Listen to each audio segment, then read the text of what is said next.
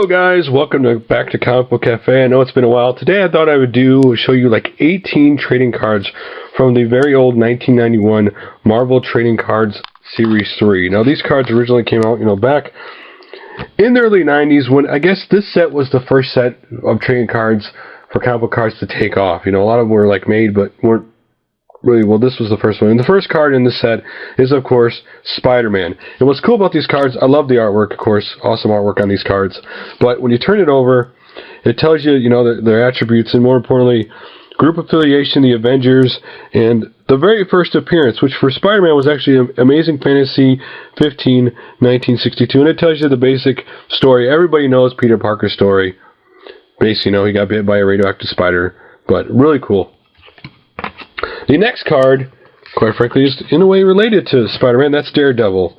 Because when they both originally started, they were both kind of alike, kind of smart mouth. Their characters a lot alike when they originally started. But anyway, cool artwork on the front, of course.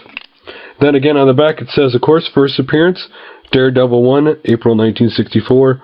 And it basically tells the story, about basically him being blind and having enhanced, senses. And the next cool card, of course, is from Fantastic Four, and that is The Thing. And this set, I absolutely love the artwork on this set. The artwork is awesome on this set. And then, of course, you go to the back card, and basically, his was, of course, Fantastic Four, November 1961. Again, basic story. A lot of people know the story, about how they get space. And next one is a Marvel Girl.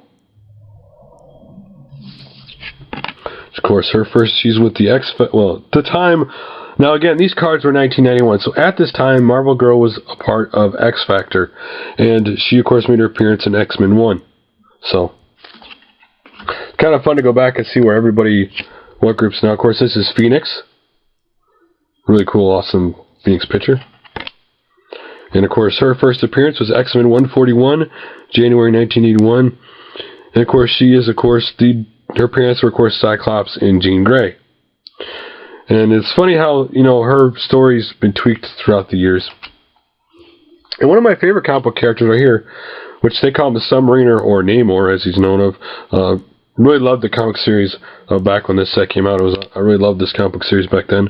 And, of course, his first appearance was Marvel Comics 1, October 1939. And at this point, he was affiliated with the Avengers. Again, Namor was one of those guys who always teamed up with the Marvel Universe, but also, had this thing of also, of course, being an enemy to the Marvel Universe. The next card is Mr. Fantastic of the Fantastic Four, and of course, his first appearance was Fantastic Four 1, and then again, just like The Thing, same kind of backstory. And next up is Iceman from the X-Men, but at this point, I love the art of the card. At this point, he was part of X Factor. Again, one of the original X-Men. Again, this backstory, how, he basically kind of got his power, what his powers are, which basically, he can turn things really cold, he can make ice shields and the slot. And next up is, of course, Nightcrawler. In 1991, he was part of Excalibur. And Excalibur was one of those, like, at this time, Excalibur was kind of like the X-Men group that everybody considered the B-rated group that no one cared about. I mean, I loved reading it, but it was just used to do weird off stories that they could get away with because it wasn't as popular as the others. But again, he was part of Giant Size X-Men #1 in 1975, and he's also they don't put it here. Later on, they tell you about his who he's related to, but it's not at this point. You didn't know who he's related to yet. This, of course, Captain Britain, of course, basically leader of Excalibur. And his original appearance was on Captain Britain Weekly #1, October 1976.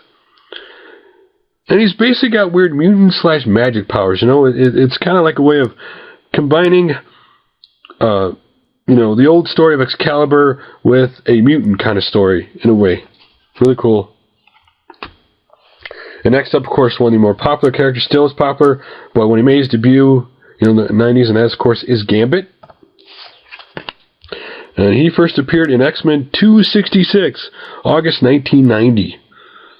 Again, one of those guys who came out in the 90s that you know, just everybody loves, and you still love him today. He was just such a unique character when he came out. And, of course, he was a friend of Storm. It's funny how his backstory was. That basically Storm, at that point, was like a little girl, and he ended up... It's just... Back then, it was a weird, you know, kind of weird story. Next up, Psylocke. Again, X-Men. She first appeared in New Mutants Annual 2. She's part of X-Men. Again, New Mutants were kind of like the younger guys who eventually came up to be, you know, were supposed to be trained to come up to be X-Men. Originally, New Mutants were founded by Magneto, but that eventually changed. And next up is an Avenger, and it is Vision. And he originally showed up in Avengers 57 on October 1968. Basically, he was an android, you know, with brain patterns of a murdered man. And he was originally created by Ultron. Of course, the evil robot that was a nemesis of the West Coast Adventures, which now is a nemesis of the Avengers. And eventually, you know, he became a good guy. The next one is Hawkeye. Of course, everybody knows him from the Avenger movies. And he originally showed up in Tales of Suspense 57. And basically his power is that he can, you know, basically have great accuracy with an arrow. Next up is a Silver Sable. And she first appeared in Amazing Spider-Man 265, June 1985. She even had her own series in the 90s.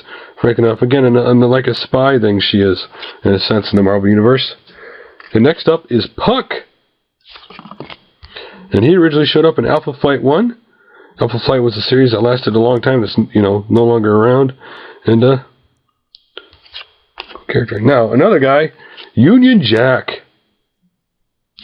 And he originally showed up in Captain America 254 on February 1981.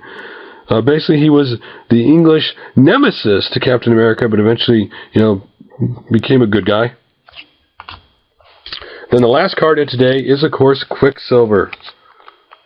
Of course, being kind of like the Marvel's version of Flash. He was X-Men 4 in 1964. You know, basically, he was part of the original Brotherhood of Evil Mutants.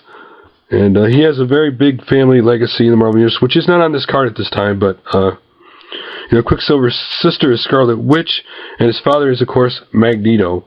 So, guys, that's some of the cards in Marvel Series 3. I'll be showing some more in other videos, guys. So, Comic Book Cafe, we'll see you then.